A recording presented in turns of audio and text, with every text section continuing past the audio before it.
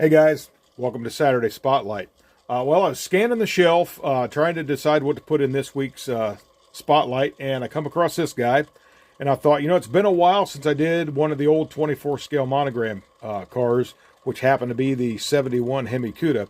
And I thought, well, it's a good time to put one back on the bench here. So what we have here is the 1970 Dodge Challenger TA340 six-pack. Now, as I like to do on this, and I always go to refer to ScaleMates, so this is information that I've gotten from ScaleMates. I always like to go back and give a little bit of the kit history. Now, this original release, the best I could tell, was from 1983. Was, I say, the original one. And then I believe it was probably sometime later that year.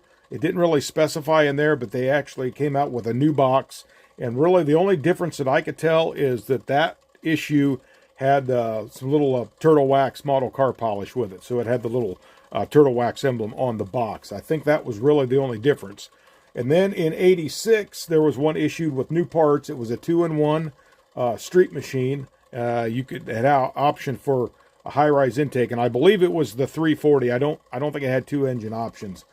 Just the 340. You could do the stock version like this, or the street machine with that through the hood.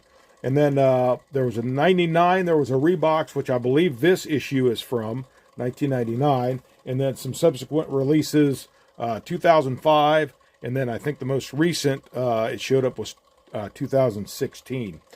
So a couple different releases of this kit through the years, and like I said, I think this is from 99. This was before I was putting my initials and dates on the bottom of the cars, so I don't actually have a build date, but I believe it was sometime after that 99, as I believe this was what that issue was. And I'll have, actually, on the end of the video, guys, I'll have a couple pictures of that original release and then the release from this one, that 99 box art. So I really no special connection with this, guys, other than that I kind of grew up on Mopars. I've always loved these little e-bodies like this. Actually looked at one time in high school.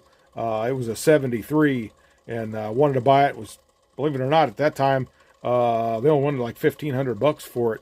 But back then, when you're in school not working, it might as well have been 15,000 or 15 million for me. But anyway, always liked these little cars. Like I said, I grew up on Mopar. Dad had a lot of Chrysler products in the past.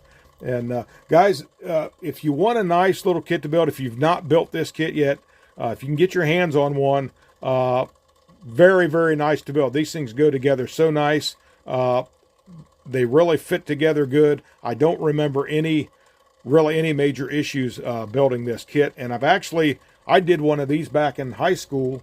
So I've got one tucked in a tote somewhere, and I don't remember any issues with that one. It was a pleasure to build, even back in the day. So I'm going to shut this guy off. We'll pull this in here a little closer. Take a quick look. Again, probably going to be short and sweet again, guys. Not a whole lot to tell about it.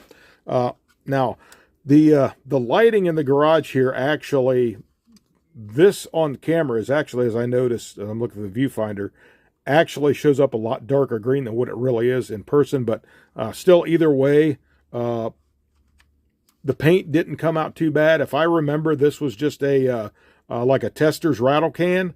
And I don't believe I put any primer on it back then. I think I just painted it. I did not go over. These actually should have been smoothed out a little bit, these lines right here. But outside of that, it come out pretty nice. I think I probably just did it. I wanted to kind of like just sit down and build a model without all the extra work in it. But so 1970, I like that front end on these. That's probably my favorite year, was the 1970. And actually, my dad actually had a real 1970 that he bought brand new, and I believe here in Lima, I think it was the first one sold in town there. So that was kind of a cool thing too. But he ended up actually had issues with it. It had some reliability issues, so he just went up and traded on a 70 Roadrunner with a 383 4-speed. Pretty good trade, in my opinion. But anyways, back to the model here. Now, these decals, obviously, are part of the kit. The TA stripe and a 340 6-pack there. But this one, I don't believe this came with a kit. I could be mistaken on that, but this was, I think, actually from another kit from something. It would have been like they would have had the Scat Pack decal on that side glass there, if I remember correctly. Now this one is a 4-speed car. See, I just got the steering wheel wood grained up. It's got the bucket seats, console. I just did the basic black interior. And then you can see over here a little bit maybe. Yeah, there's the shifter and the console there. Some of those would have had automatic with that little slapstick shifter in them. Pretty cool stuff back in the day. And there we got the little star on the side there painted. And then the wheels, I think all I did with the wheels is I might have painted, it's hard to tell now, guys, after the years, but I think I painted these like a silver color and then a little bit darker gray there for the center cap. But I wasn't using black wash back then, and I actually, again, where you can see it, I actually never did do the side marker light. So this is just the way it was when I built it.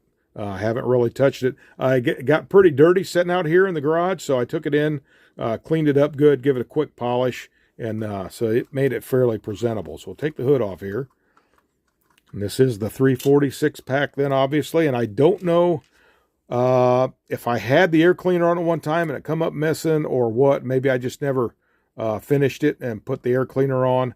But anyway, it's back in the days I was using thread, so give it just a little bit extra look of realism there. And then this was kind of cool. This version actually came with the fender tag there, fender sticker.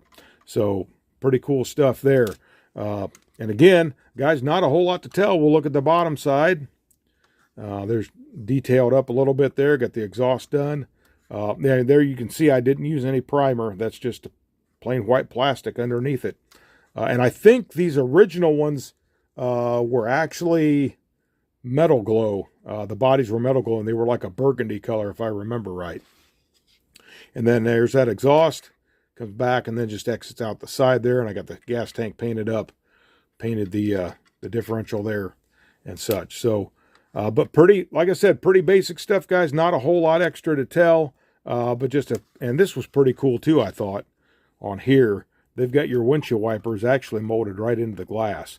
So you could detail them up and then have that as well. So, but like I said, guys, there's not a whole lot to tell about this one. These license plates came with the kit, and this is one that has set on the shelf, but really has not lost any parts, except for, I'm not sure where the air cleaner is anymore for that, but I figure we'll just leave it like it is. It's a good shelf setter. It's held up pretty well over the years. Now, I believe these hoods on the real cars would have been fiberglass back in the day, if I don't miss my guess.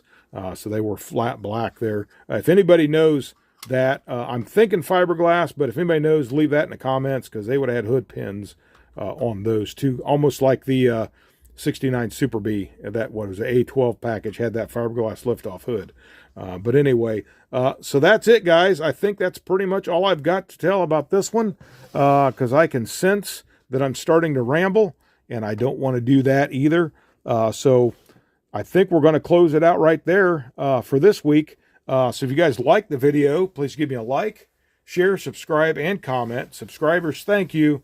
I appreciate it so much. So come back next Saturday, see what we got in the spotlight. So until then, this is Eric from Eric's Model Garage saying you guys have a great day. God bless you, and happy modeling.